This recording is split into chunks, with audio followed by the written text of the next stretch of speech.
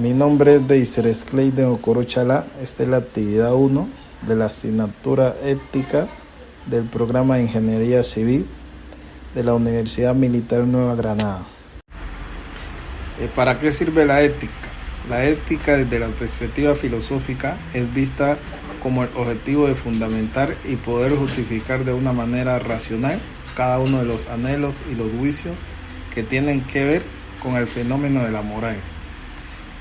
Esta además se encuentra en constante interacción con otra ciencia. Esta permite que las personas puedan comprender el mundo en el que corresponde actuar y ofrecer los criterios orientados para entender a los demás en cada una de las acciones cotidianas. Además, tiene diferentes definiciones según las perspectivas de los autores. Según los escritos de Platón, la palabra ethos, que significa uso o costumbre o hábitos. Según esta manera de entender la ética, es el comportamiento moral que depende de los diferentes hábitos o costumbres de las personas.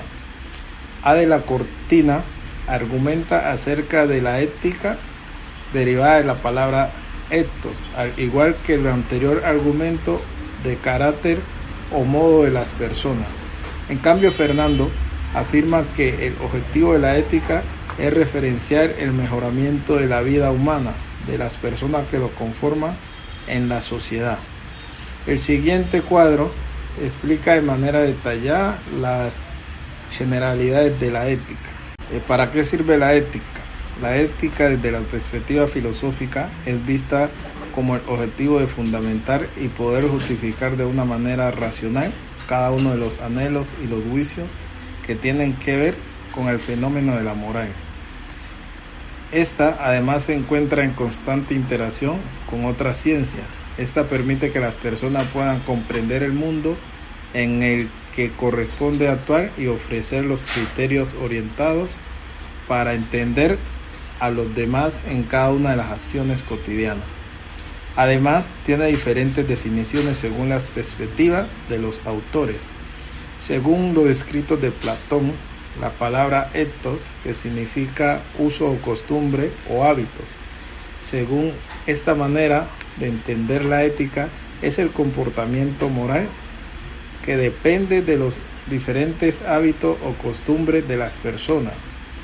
A. de la Cortina argumenta acerca de la ética derivada de la palabra ethos, al igual que el anterior argumento de carácter o modo de las personas.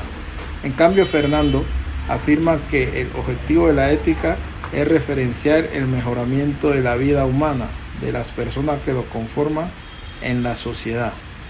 El siguiente cuadro explica de manera detallada las generalidades de la ética. ¿Son la moral y la ética la misma cosa? Anteriormente se estudió lo relacionado con la ética, ahora hablaremos de la moral, ya que esta se deriva del latín mos o moris, que es visto de la perspectiva etimológica, que hace referencia a las costumbres y al precepto, pues esto se define como el conjunto de reglas, de valores y principios o costumbres, y que además se encuentra explícito en una sociedad para dar cumplimiento a las diferentes obligaciones y deberes. Por lo tanto, además se identifica como el objetivo fundamental para poder identificar el surgimiento, el desarrollo de las diversas transformaciones de las costumbres y los valores máximos que permiten orientar la conducta de los sujetos de una sociedad. Por lo tanto, no se debe confundir la ética con la moral como sinónimo, puesto que en el primer lugar la ética es principalmente considerada como una rama de la filosofía y el carácter, mientras que la moral se encuentra estrechamente relacionada con las costumbres y normas y responsabilidades. Enfocado a estos valores y obligaciones, entonces podemos decidir que la moral se enfoca en seguir dichas normas y los preceptos colectivos. La ética marxista se trata desde la perspectiva de la economía, sin embargo se puede evidenciar como un sistema ético que trata de ocultar la esencia del ser, puesto a que se encuentra en la producción y en los diferentes factores de trabajo, para lo cual el hombre busca su equilibrio económico. Como ejemplo, se tiene la realidad diaria en la que vivimos, ya que nos encontramos encerrados en el ciclo de lo económico, en donde además tratamos de sobrevivir a nuestra realidad. Para esto, además se pueden evidenciar diversas películas, como El Lobo, en donde se evidencia cómo el hombre, en su afán de buscar su bienestar propio, se olvidó del daño que estaba causando a miles de familias que solo buscaban un ingreso extra. El hombre, llevado por el vicio, por el poder o por el dinero, dejó a un lado su esencia para transformar en la deshumanización. Sin embargo, cuando el ser humano presenta un aporte positivo para el crecimiento de lo económico, en aras de ayudar a los demás, se trata de obtener un beneficio o una utilidad. En la actualidad podemos evidenciar muchos ejemplos de bioética, como por ejemplo las transformaciones de sangre y de órganos, en donde además hemos evidenciado cómo a un pleno siglo XXI son muchas las personas que todavía se abstienen de realizar estas prácticas, ya que sea porque traen consigo o una serie de dogmas.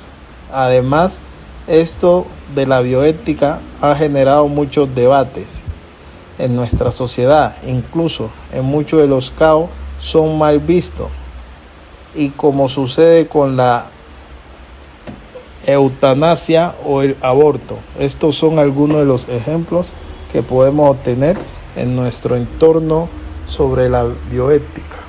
Secuestrar personas y forjarlas a trabajar sin sueldo es, si nos hablan desde la perspectiva, nos parece como algo muy descabellado. Sin embargo, al analizar nuestra historia, vemos cómo durante miles de años se presentó la esclavitud de las diferentes razas, y fueron muy pocas las personas que hacían algo al respecto. Ante esto, las personas del entorno lo aceptaban, puesto a que se venían tratando como una costumbre, y a lo cual durante muchos tiempos siempre se permanecía igual.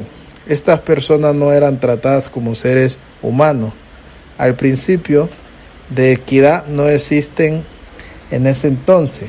Ellos eran considerados como animales. De otra parte, y tal como se muestra en el blog de Ayuda en Acción y Evidencia, como en pleno siglo XXI predomina la esclavitud de nuestros niños y niñas. Por ejemplo, vemos cómo frecuentemente padres inescrupulosos venden a sus hijos o los alquilan para pedir limosna en la calle, la cual genera muchos daños irreparables, aumentando la pobreza, ya que la mayoría de ellos no volverán a estudiar. Y además, al observar el entorno mundial, es evidente como en la India, por ejemplo, la esclavitud infantil se manifiesta en forma de mano u obra barata y matrimonios forjados, pero no es el único país en el que se practican este tipo de acciones. Cada año, uno de cada 15 menores son causados en el mundo en contra de voluntad.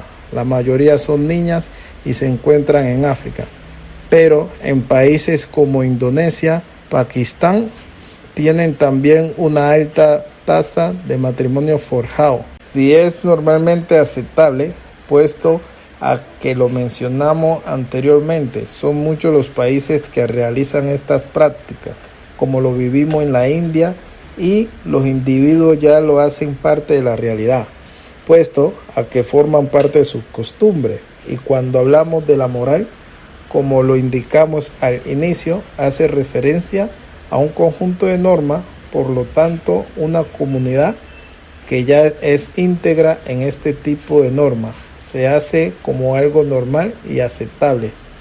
Los países no hacen nada porque en primer lugar no notan la importancia del mismo y asimismo, como lo mencioné anteriormente, tratan de respetar las costumbres y condiciones de las comunidades.